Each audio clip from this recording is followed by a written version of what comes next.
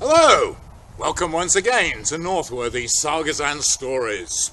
I am your host, Tiak here, and I'd like to wish you all wassail, good health. There are many saints in the Dark Ages after the peoples of Norway, Denmark, Sweden and Iceland were converted to Christianity, and indeed the first patron saint of all of Scandinavia is Saint Olaf, or Olav, or even Olav, as is also known. Now, Olaf, well, he was a Norwegian, and he was of royal descent.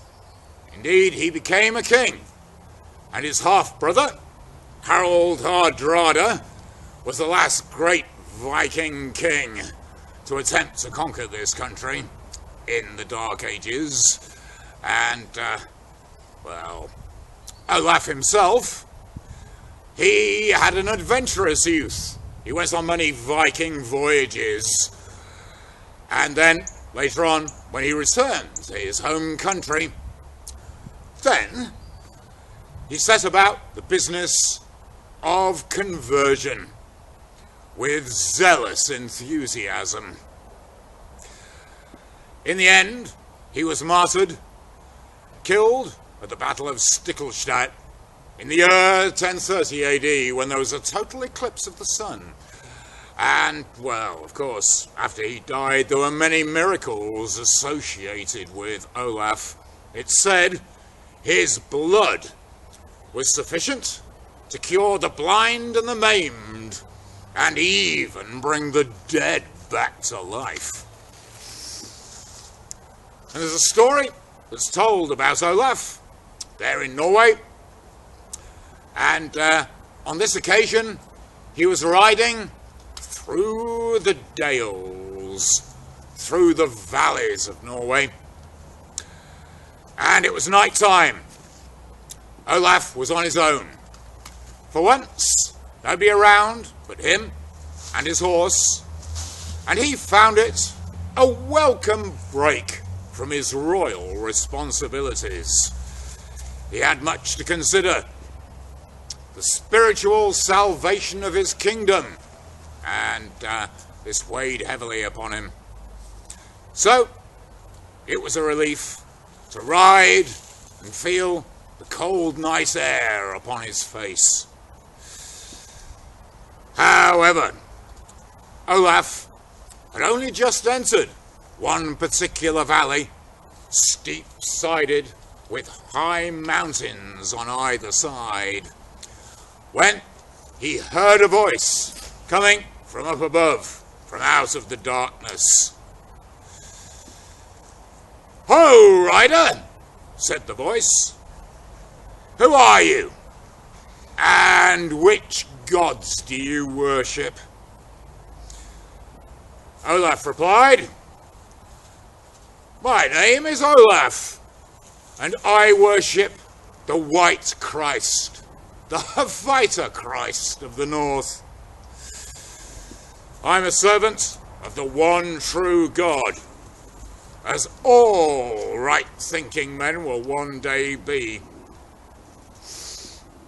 "Well, in that case," came the reply, "we don't like Christians around here, and that means we're going to eat you alive as soon as we get our hands upon you." Now, Olaf didn't like the sound of this less than friendly greeting, and therefore he urged his horse into a gallop, racing down the valley. And as he looked behind him, he saw a great gang of trolls coming down from either side of the valley, wearing huge cloaks made of whole sheep's hides stitched together. And, well, of course, they were loping along. They were somewhere between 45 and 60 feet tall, so their stride carried them a long way, and he was only just managing to keep ahead of them. But one in particular tallest one of all, was in the lead. Now, Olaf, he got to the end of the valley, and in front of him there was a great fjord, Framvar Fjord, shining in the moonlight. Olaf looked behind him and saw that the biggest troll of all was by now close behind. And so he turned for a moment and he looked at the troll, closed his eyes and recited the Lord's Prayer.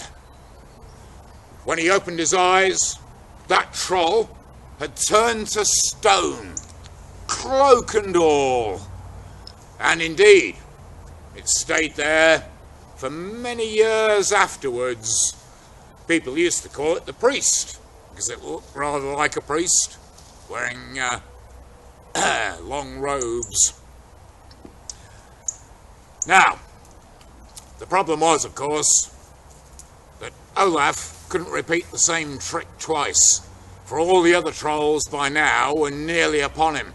He simply didn't have time. Therefore, he urged his horse into a final gallop and leapt off the cliff, sailing into the air in one great leap.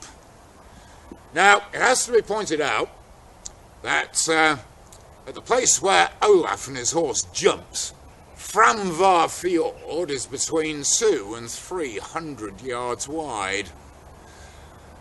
Nevertheless, he sailed over it, an amazing feat, thanks to the power of the White Christ and the Lord God Almighty.